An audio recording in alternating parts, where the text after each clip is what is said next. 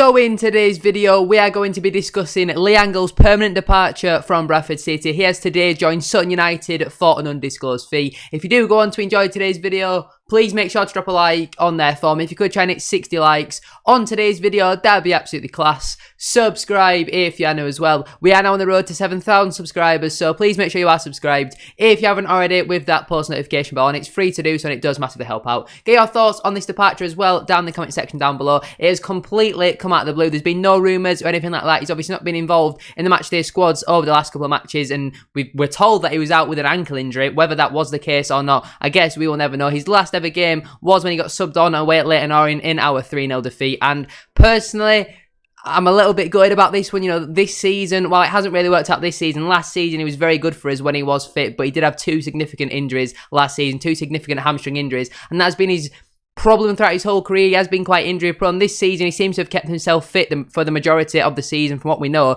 the only injury he's had this season is the ankle injury, but with him now leaving the club, we all don't really know if that was an actual proper ankle injury or it's just like one of them where they say that, oh, he's injured and then they're not involved in the squad while they are trying to complete a transfer to another club. I personally think this is a little bit of a loss, but it depends on how we replace him. Make sure you drop a like on today's video, subscribe if you are new as well, and let's get into it. So Bradford City tweeted at 1 PM today saying, breaking news, Lee Angol has completed a permanent move to Sutton United for an undisclosed fee. Thank you for your service, Lee Angol, and all the best for the future. The article does then read, Angol departs for Sutton. Lee Angol has completed a permanent move to Sutton United for an undisclosed fee. The forward signed for City in June 2021, obviously under Derek Adams, making 42 appearances in claret and amber, scoring 7 goals. Bradford City AFC would like to thank Lee for his service as a bantam and wish him all the best for the future.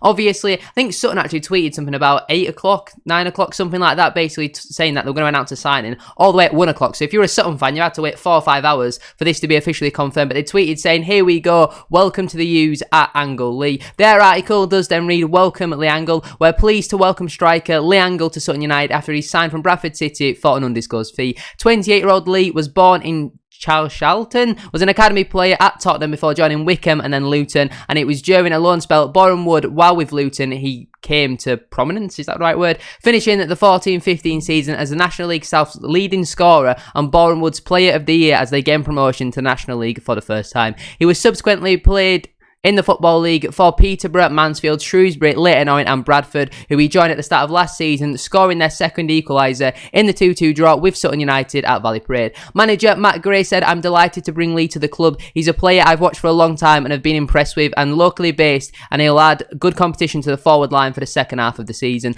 Lee will have the squad number 33. Now, for me personally, I think this is a really good move for him, to be honest with you. Obviously, this season he hasn't really played all too much. When he has played, he's not played in his natural position as a striker. It's simple as that. He's played the majority at the start of the season. He was playing on the left wing. You know, I think he didn't start the first 2 games, but then after that he played a lot of games on the left wing for the next 6, 7, 8 matches. After that, he wasn't really involved in the squads. He was on the bench quite a little bit. He came on as a substitute away at Harrogate Town as an attacking midfielder, and that's the best performance I've ever seen from Lee Angol this season. He was unbelievable in that role. Got the assist for the winner as well. I do think as an attacking midfielder,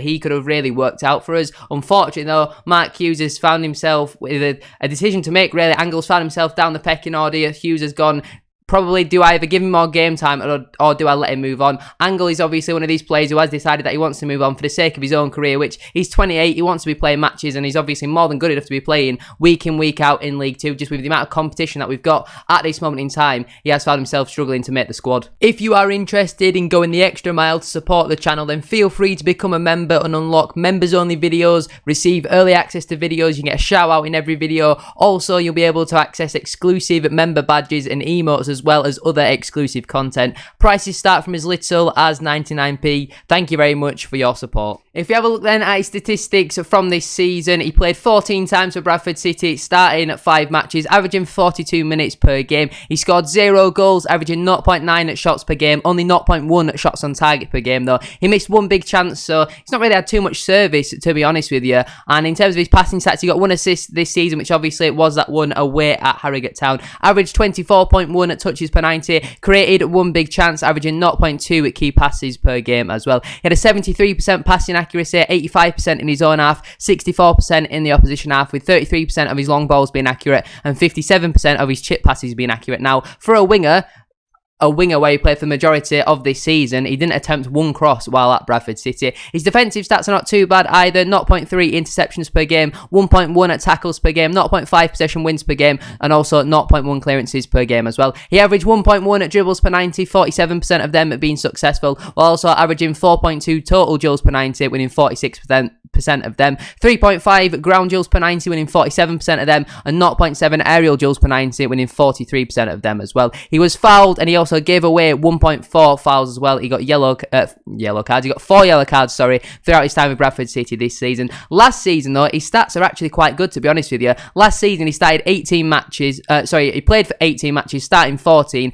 averaging 67 minutes per game. He featured in the Team of the Week on one occasion. He scored 6 goals last season in the league, averaging a goal every 200 minutes. For me personally, I think that's quite a good record, to be honest with you. In there, he also got the 1 assist as well. He averaged 2.4 shots per game last season, and also 1.1 at shots on target per game. Last season, though, he did miss 4 big chances. I think technically, he's a very, very good player. Like, his first touch, his ability to dribble, keep hold of the ball, I do think he is a very good player. It's just his end product and his finishing at times was really frustrating. There has been some games this season where you think he's got to score that, or he's got to get it closer to the goal, because like I say, he's not scored so far this season. He's obviously not going to score for Bradford City for the remainder of the campaign. I do think a move to somewhere like Sutton is going to suit him very well. Now, do I think he's going to go there and score 10, 15 goals between now and the end of the season? No. I think he might get them 5, 6, 7, something like that. It depends on where Matt Gray sees Lee Angol playing. Is he going to play him as a striker up top with David Jajaboyi playing on the wing maybe? Or I don't really know how it's going to work. Sutton fans, you'll have to let me know down in the comment section down below. Where do you see Lee Angol fitting into your side? Because he can play as a striker on the wing. He can even do a job as a number 10. For me personally, I think this season his best position would have been as a number 10. As we've played a 4-2-3-1 for the majority of the season, we've obviously had Jamie Walker injured for the majority of the season. Harry Chapman has been poor as an attacking midfielder, to be honest with you. I think at the start of the season, when we were playing Chapman as an attacking midfielder and Lee Angol on the left wing, I've said it before, but them two should have been the other way around, because I think to be a winger, you need to be good at dribbling, not really passing, and then to be attacking midfielder, you need to be good at passing and not really as much dribbling, whereas Angol's better at passing and Chapman's better at dribbling. So I think Mark Hughes has got them completely the wrong way around. Now, at that time, we were winning games because Andy Cook was on fire, so it didn't really matter all too much. But maybe upon reflection, while Chapman's not really been working as a number 10, I personally think Lee Angol should have been given a go in there. And then that takes a little bit of pressure off the big striker, whether it was Andy Cook or even more recently Viden Oliver. I know Oliver can handle himself a little bit better, but when he was playing up front with Andy Cook, I think that worked really well, to be honest with you. Last season, we saw players like Charles Burnham struggle to get into the side because Lee Angol was doing really good, playing as like a left forward, inside forward, going up really close with Andy Cook. But sometimes his defensive work was really poor, and he's not somebody who's going to sprint back 50, 60 yards just to try and win the ball back. You will get a lot of jogging from Lee Angol. Now, I believe Sutton play a 4-4-2 formation.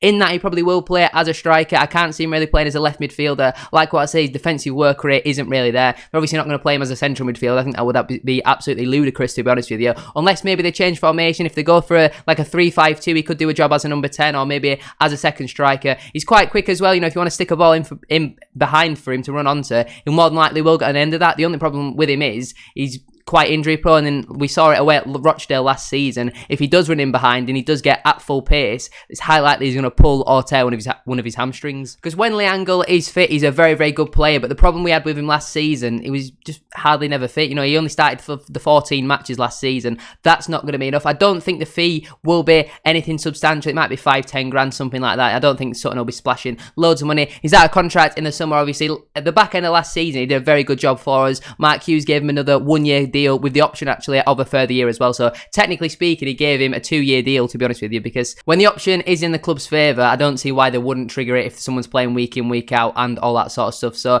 I personally think this is going to be a little bit of a loss for us. I have to wait and see how we do replace him. I think we need to spend whatever wages and transfer fee that we've got left on getting another attacking midfielder. I think apart from Jamie Walker, we don't really have anyone now who can play as a number 10. It's all well and good saying, oh well, Chapman can play there, but he's got no end product. He's so frustrating to watch. I think he'll be a really good winger when we do eventually go back to playing with wingers, and he can play on that side, on the left side, cutting in.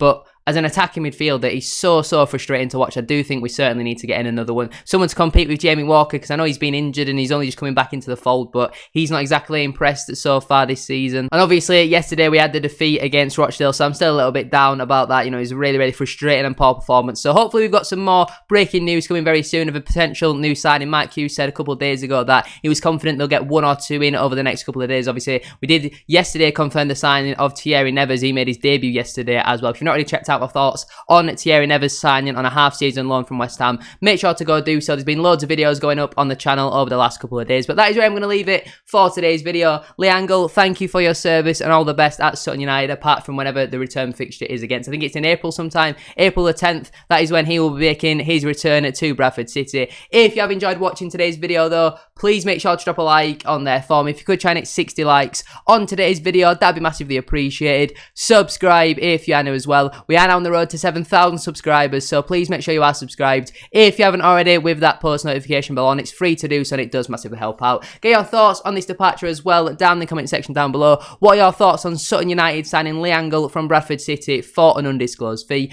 Thank you very much for watching. Have a good rest of your day and I shall see you all probably tomorrow for another video. Peace.